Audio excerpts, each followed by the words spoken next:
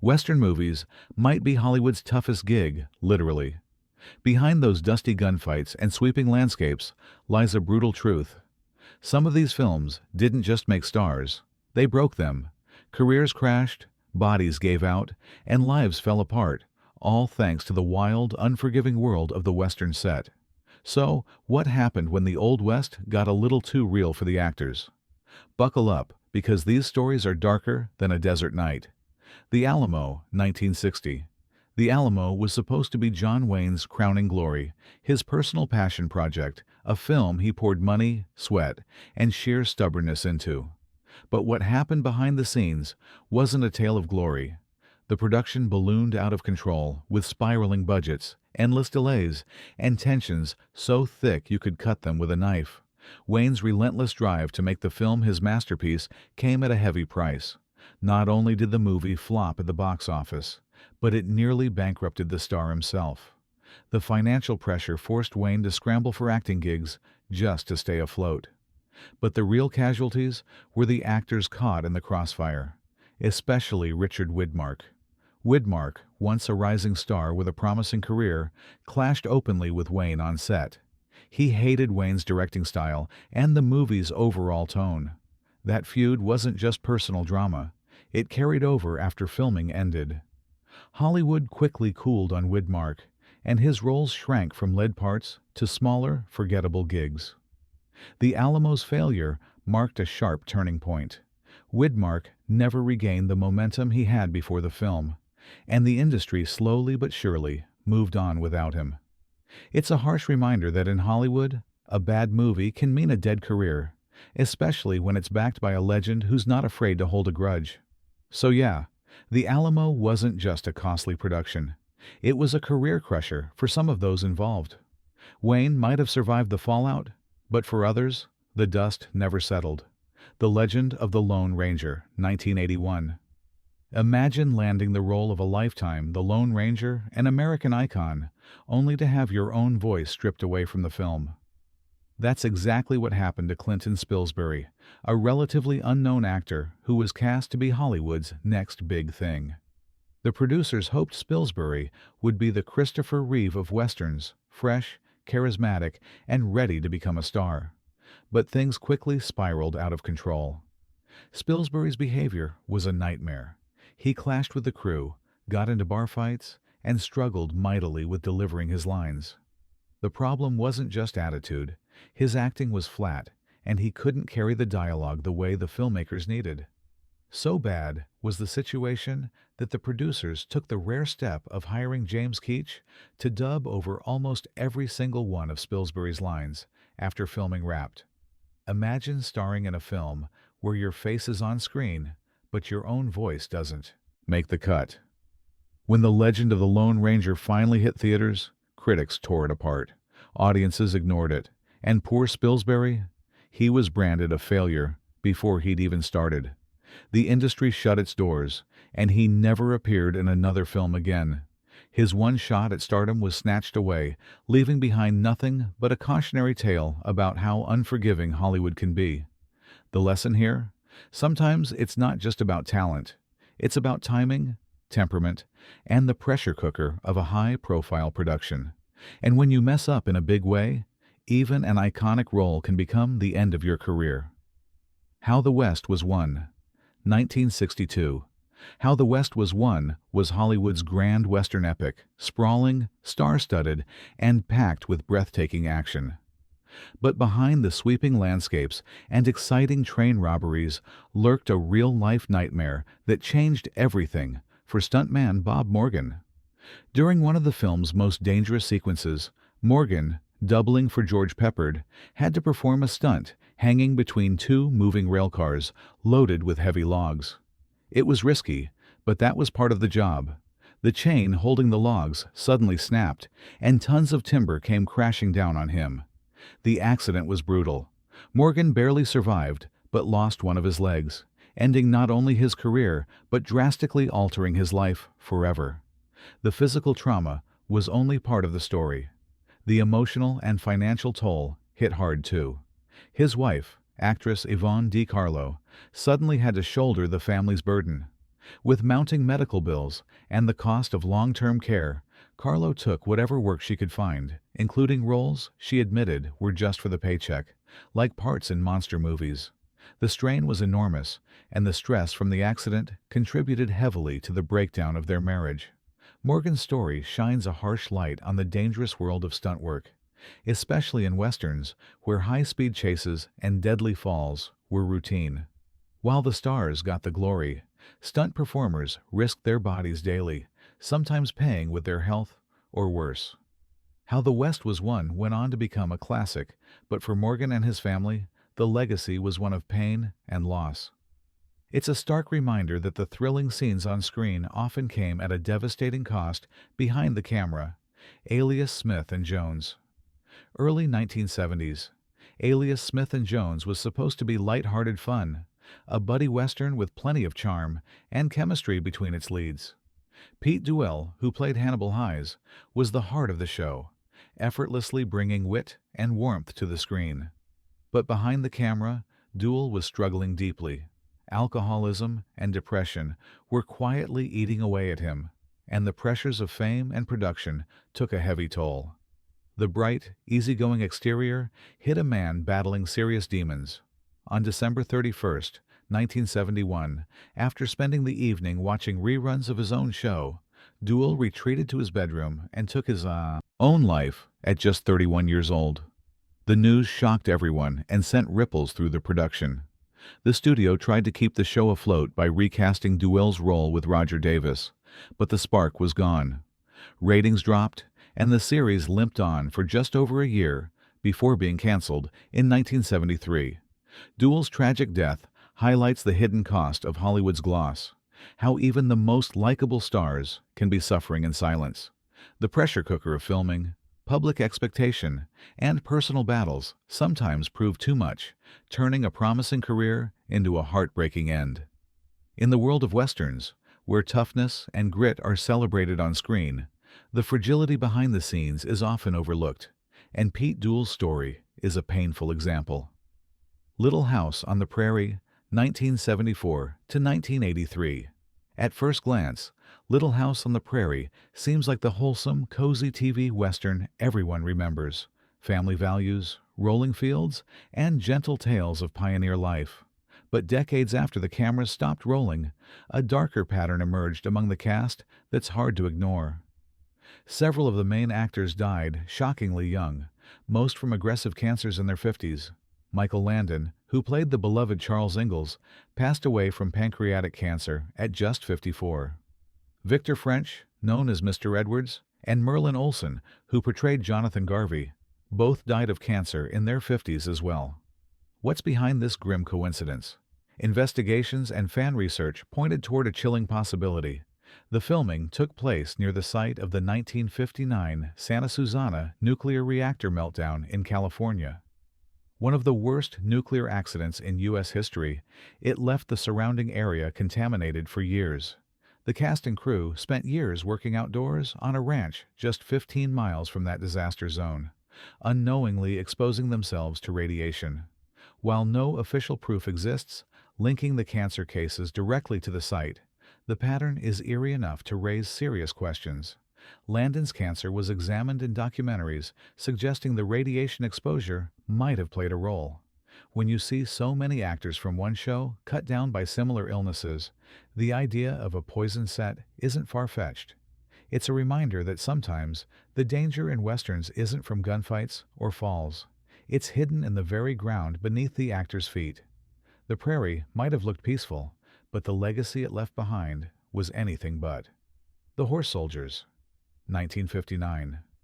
The Horse Soldiers was supposed to be a thrilling Civil War western, packed with cavalry charges and war drama, starring John Wayne and William Holden. But during filming, the production was rocked by tragedy that nobody was prepared for.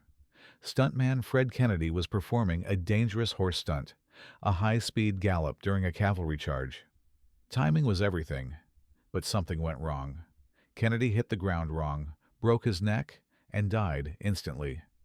Kennedy wasn't just any extra. He was a veteran actor and stuntman, a trusted member of John Ford's stock company. The loss shook everyone to their core. John Ford, the legendary director, was so devastated that he shut down production immediately. He couldn't bear to reshoot the scene or continue as planned. The movie's ending was pared down, skipping what was meant to be the big finale, and they wrapped the film early. John Wayne himself was rattled. He had personally encouraged Kennedy to keep stunt work, which made the accident hit even harder. The crew, hardened by years of tough filmmaking, were suddenly confronted with the deadly reality behind the scenes. Despite the tragedy, the film made a solid profit, and Ford took home one of the biggest paychecks of his career. But the shadow of Kennedy's death hung over everyone involved, turning what should have been a Hollywood spectacle into a somber memory. The Horse Soldiers became one of those projects no one wanted to talk about, a stark reminder that the danger of westerns was never just on screen. Wagons East, 1994. Wagons East was meant to be a light-hearted western comedy, with John Candy as a lovable, if somewhat drunken, wagon master leading settlers back east. But behind the laughs and slapstick was a tragedy that stunned the cast, crew, and fans alike. Filming in Mexico, Candy was the heart and soul of the production, bringing charm and warmth that made him a beloved figure in comedy. But after wrapping what would be his last scene, Candy died quietly in his sleep at just 43 years old from a heart attack. The news hit the set like a bombshell the next morning. Candy's co-stars, including Richard Lewis and Robert Picardo, said they were frozen in shock, unable to believe their friend was gone. With only a few scenes left to shoot, the production was thrown into chaos. The filmmakers scrambled, rewriting parts of the script and using body doubles to finish the movie. But it was never the same. Candy's sudden death cast a long shadow over the film and everyone who worked on it. Candy wasn't just the star. He was a beloved figure whose work on classics like Uncle Buck and Planes, Trains, and Automobiles made him a household name. His loss was deeply felt across Hollywood. Wagons East stands as a bittersweet farewell to a comedic legend, a reminder that even in the rowdy, rough world of westerns, life can change in an instant. Easy Rider, 1969. Easy Rider was Dennis Hopper's explosive breakout, a rebellious, groundbreaking film that captured the spirit of a generation.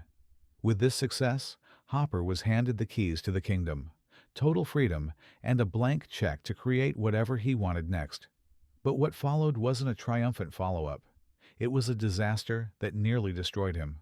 Hopper took his production to a remote Peruvian village, diving headfirst into the party scene. While the crew waited on him, he was indulging in drugs, wild orgies, and endless hot tub lounging. The atmosphere spiraled into chaos, with no one really in charge of the shoot. When Hopper finally delivered his finished movie, it was a surreal, drug-fueled mess that baffled audiences and critics alike. Universal Pictures was horrified, the film tanked immediately, and Hopper's reputation took a nosedive. Hollywood quickly closed ranks against him, and the roles stopped coming. For years, Hopper spiraled deeper into addiction, his career in tatters. It wasn't until the late 1980s that he clawed his way back, cleaned up, and began to rebuild. But the damage was done. The bright promise of Easy Rider turned into a cautionary tale about excess and self-destruction in Hollywood's unforgiving landscape. What should have been his artistic triumph became the film that wrecked Dennis Hopper's life and career. Dick York and the railroad scene that ended it all. 1959. Dick York is best remembered as the lovable Darren Stevens on Bewitched, but few know that a single second on a Western set shattered his life. During filming in 1959, York was working a scene with Gary Cooper pumping a heavy railroad handcar. The director yelled, "Cut!" and while everyone else stopped, York kept pushing, unaware the shot was done. That split second of strain tore muscles along his spine and twisted his back so severely that he never recovered. Chronic pain dogged him for the rest of his life, and the injury triggered seizures later on. Halfway through Bewitched, York collapsed on set and had to be replaced. By the 1970s, his career was over. Once a rising star, York ended up broke and working as a janitor just to survive. Hollywood moved on, but his life was permanently wrecked, all from one moment on a dusty Western set. His story is a grim reminder that one careless second can turn a promising career into a lifetime of pain and struggle. Jeremiah Johnson, 1972. Robert Redford's Jeremiah Johnson is a classic tale of a mountain man surviving the brutal wilderness. But what the audience doesn't see are the physical costs Redford endured during filming. The remote locations meant harsh weather, dangerous terrain, and demanding stunts. Redford suffered multiple injuries, including broken ribs and deep cuts. The grueling shoot tested his endurance and nearly sidelined the production several times. Unlike some other Western disasters, Redford's career survived, and the film became a beloved cult hit. But it underscored how Westerns pushed actors beyond their limits. The rugged wilderness wasn't just a backdrop. It was a relentless adversary. Redford's story is proof that Westerns demanded real grit, and sometimes that grit came at a steep price. The Outlaw Josie Wales, 1976. Clint Eastwood's The Outlaw Josie Wales is a gritty classic, but the production wasn't without its own harsh realities. Eastwood was known for doing many of his own stunts and pushing the limits of safety to keep the action authentic. That dedication sometimes landed him and his co-stars in trouble. During filming, Eastwood suffered multiple injuries, including a broken rib and a twisted ankle from rough horseback riding and fight scenes. He pushed through the pain, but the physical toll was undeniable. His co-star, Chief Dan George, also battled exhaustion and illness during the grueling shoot in challenging weather conditions. The intensity of the shoot reflected the film's harsh themes: vengeance, survival, and loss. Eastwood's near obsession with realism added pressure, but it also helped cement his reputation as one of Hollywood's toughest stars. The downside? The relentless physical demands shortened Eastwood's window for stunt work and left lasting aches. While his career thrived, Josie Wales was a brutal reminder of the personal costs behind Western legends. Silverado, 1985. Silverado is remembered as a fun, star-packed Western revival, but behind the polished scenes was a production that stretched its cast and crew to the limit. Kevin Kline, Scott Glenn, and Jeff Goldblum faced long days of shooting intense action sequences, often under extreme heat and rough terrain. Scott Glenn, especially, took a beating during horseback scenes and gunfights, suffering from multiple injuries including sprains and bruises that forced him to work through pain. The tight shooting schedule left little room for rest, and tensions ran high as the cast tried to keep the energy up. Jeff Goldblum later admitted that despite the movie's upbeat tone, the physical and mental demands left many exhausted. The film's mix of old-school Western grit and modern filmmaking was a test of endurance for everyone involved. While Silverado didn't ruin careers, it showed that even a fun Western revival came with real sacrifices. Hollywood glamour didn't shield these actors from the tough reality of the job. The Magnificent Seven, 1960. The Magnificent Seven is iconic, but the action-heavy production was no playground. Stunt performers and actors alike faced real dangers performing gunfights, horseback chases, and explosions. James Coburn and Steve McQueen were no strangers to risk, both performing many of their own stunts. McQueen, in particular, was known for his daredevil attitude, which sometimes led to close calls. A horseback stunt gone wrong nearly left him seriously injured. Behind the glamour, the physical toll showed. Bruises, broken bones, and exhaustion were common. The high-pressure environment meant little time to recover, and for some stunt performers, careers ended abruptly after accidents on set. Though the main actors went on to bigger fame, the film's legacy includes a long list of injuries and near disasters that remind us how dangerous Westerns could really be. True Grit, 1969. John Wayne's True Grit wasn't just another Western. It was the movie that finally earned him his long-overdue Oscar. But beneath the trophies and praise, the production took a toll on both Wayne and his young co-star, Kim Darby.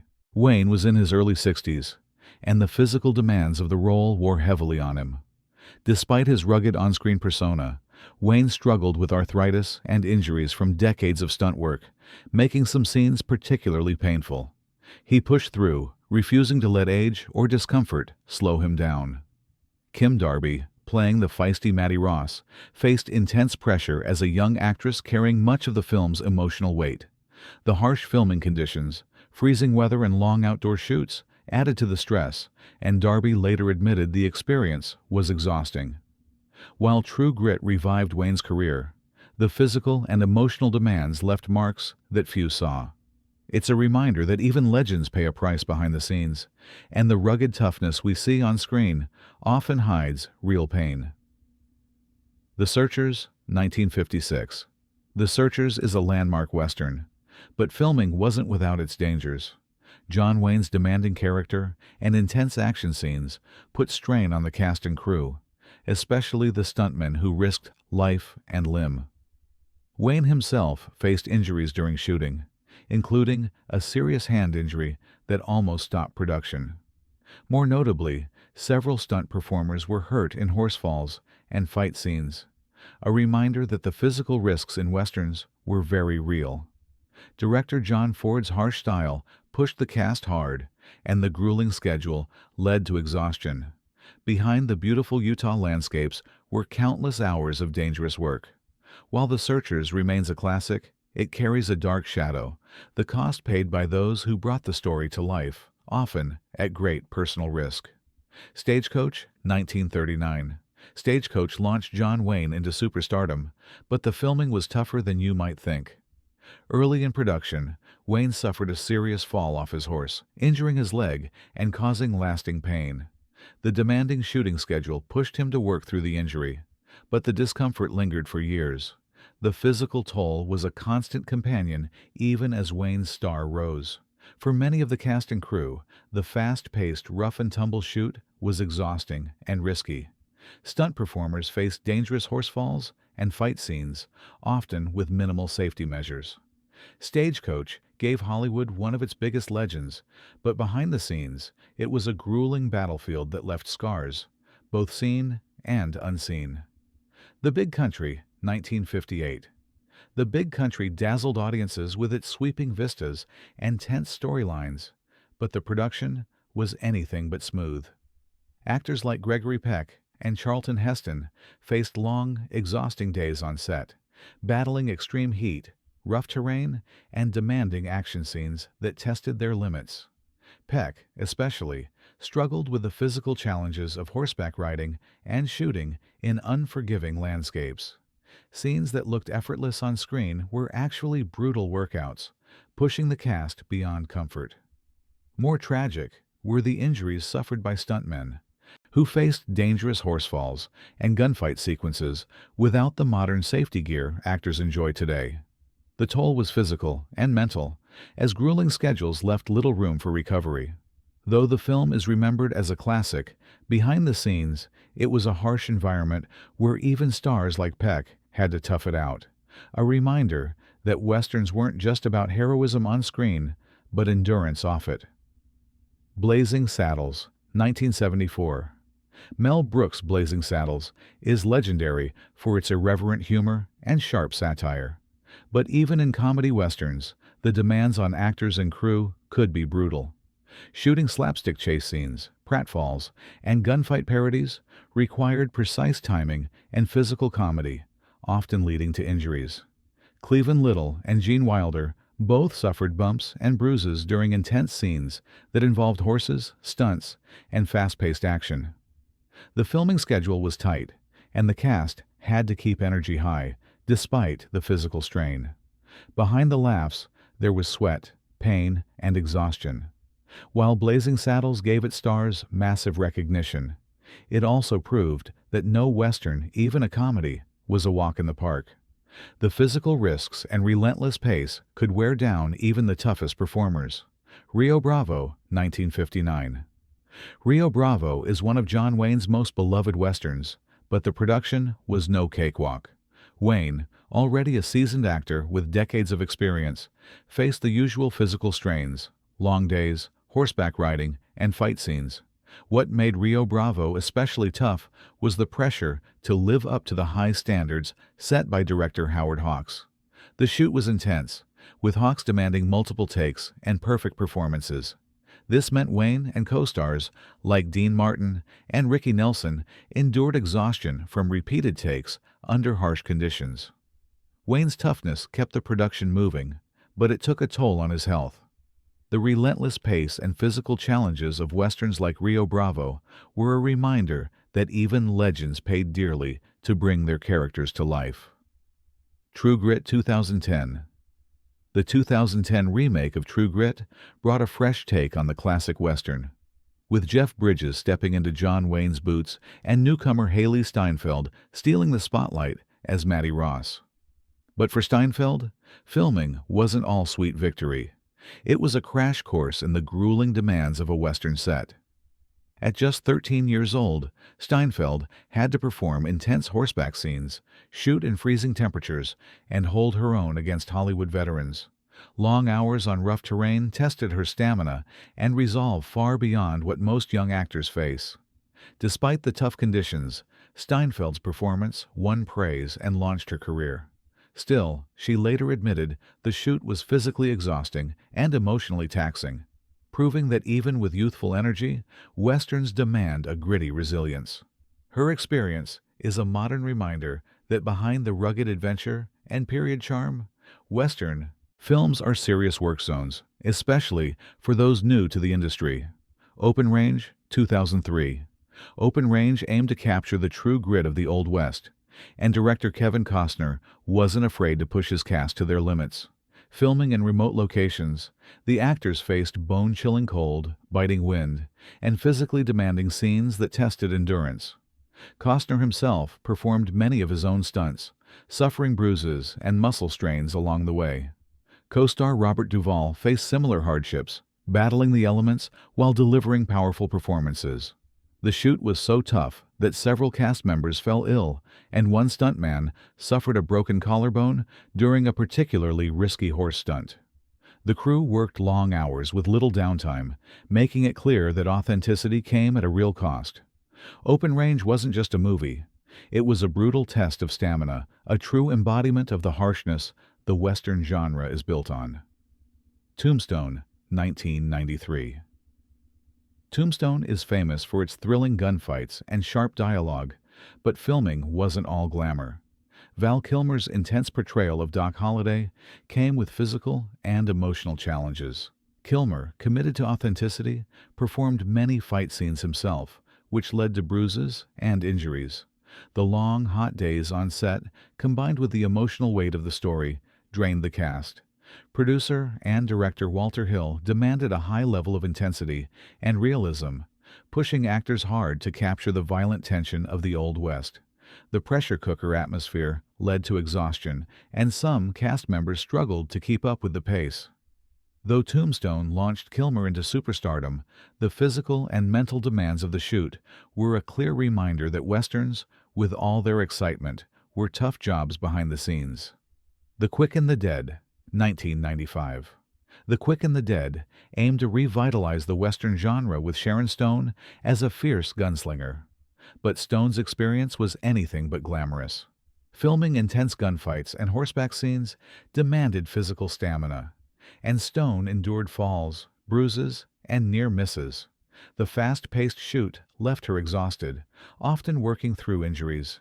Stone later spoke about the harsh conditions on set, including the pressure to perform stunts and fight scenes convincingly in a male-dominated genre. While the film gave Stone a unique role in Western history, it also exposed the brutal reality that many actors face when tackling physically demanding parts in challenging environments. Red River, 1948. Red River is a classic cattle drive Western starring John Wayne, but the physical demands nearly sidelined the star. Filming long horseback rides, river crossings, and intense scenes pushed Wayne's already aging body to its limits. Wayne suffered several injuries on set, including a broken arm after a horse fall, but he refused to slow down. His commitment to realism meant enduring pain and exhaustion to deliver a convincing performance. The grueling shoot tested not only Wayne's endurance, but also his famous tough guy image. Yet, these hardships were rarely talked about publicly, as Wayne was expected to embody the rugged Western hero without complaint. Red River stands as a testament to Wayne's dedication, but also as a reminder of the hidden cost of playing these iconic roles. So there you have it, Westerns that didn't just tell stories of grit and glory, but left real scars on the lives of those who made them.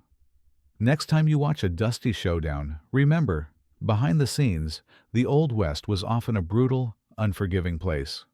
Which story shocked you the most? Drop your thoughts in the comments, hit subscribe for more wild Hollywood truths, and share this with anyone who loves the rugged side of film history.